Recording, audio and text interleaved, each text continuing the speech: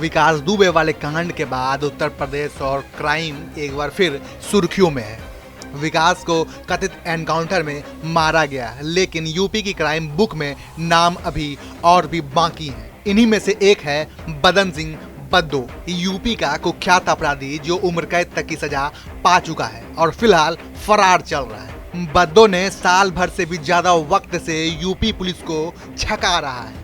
बद्दो पर 2.5 लाख का इनाम भी है।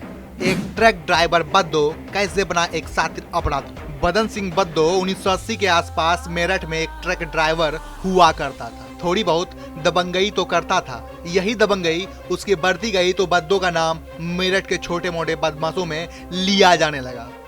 धीरे धीरे उसने यूपी के बॉर्डर पर शराब की तस्करी भी शुरू कर दी। यहाँ से बद्दो का नेटवर्क बड़ा हुआ। 1988 में उस पर पहली बार हत्या का केस दर्ज हुआ।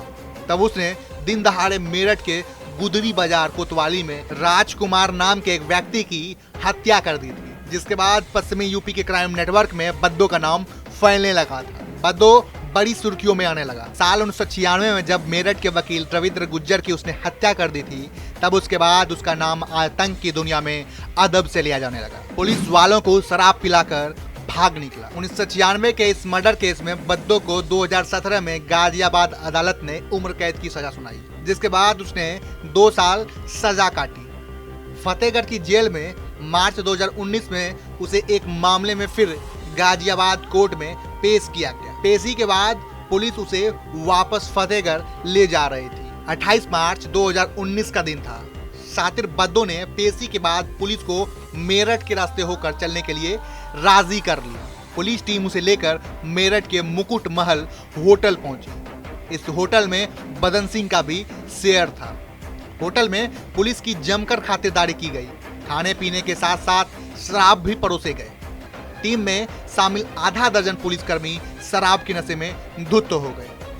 बद्दो ने मौके का फायदा उठाया और फरार हो गया। यहाँ हम आपको बताना चाहते हैं कि यह पुलिस द्वारा दी गई रिपोर्ट है। वैसे पुलिस कितनी सीधी थी कि किसी ने उसको शराब पिलाई और वह पी लिए। वैसे विकास दुबे के मामले में तो पता चल ही गया है कि कितने पुलिस वाले उत्तर प्रदेश में अपने मेहनत का पैसा लेते हैं। बहरहाल 1 साल 4 महीना होने को है, पुलिस को अब तक उसका कोई सुराग नहीं मिला है। जानकारी है कि बेटे टोनी के साथ बद्दो नेपाल के रास्ते मलेशिया पहुंच गया है। वो हर महीने मेरठ, दिल्ली और एनसीआर के दूसरे इलाकों के लोगों से बात करता है। बाप बेटे की तलाश में पुलिस की 4 टीमें लगी हुई है। 30 से अधिक केस हैं दर्ज। 50 साल के बद्दो पर हत्या, जबरन वसूली, अवैध हथियार की सप्लाई जैसे मामलों में 30 से ज्यादा केस दर्ज हैं।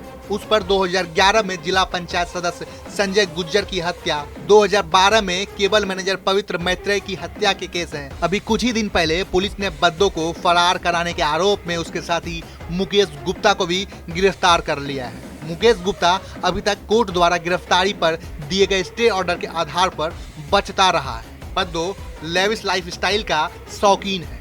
BMW की गाड़ियां, महंगी महंगी घड़ियां, हॉलीवुड फिल्में, महंगी ब्रीड के पेट्स का शौक रखता है। बॉडीगार्ड भी रखता है। उससे जब पूछा गया कि अपराध की दुनिया में क्यों आ गए, कैसे आ गए, तो उन्होंने विलियम शेक्सपियर का उदाहरण देते हुए जवाब दिया कि ये दुनिया एक रंगमंच है और हम इस रंगमंच के कलाकार। फिलहाल बद्दो को पकड़ने के लिए पुलिस लगातार उसके सहयोगियों की हरकतों पर नजर रख रही है। उसके विदेश जाने के बाद पर मेरठ पुलिस का मानना है कि ये मिसलीड करने की भी चाल हो सकती है। मुमकिन है कि बद्दो ये बताने की कोशिश कर रहा है कि वह विदेश में है, लेकिन असल में वो देश में ही छुपा हुआ हो। उसने इस दौरान कई इंटरनेशनल नंबरों से अपने सहयोगियों को कॉल किया है, लेकिन ये सभी इंटरनेट कॉल हैं। वहीं बद्दो जितना शातिर है, उसे देखते हुए पुलिस हर एंगल से जांच में जुटी हुई है।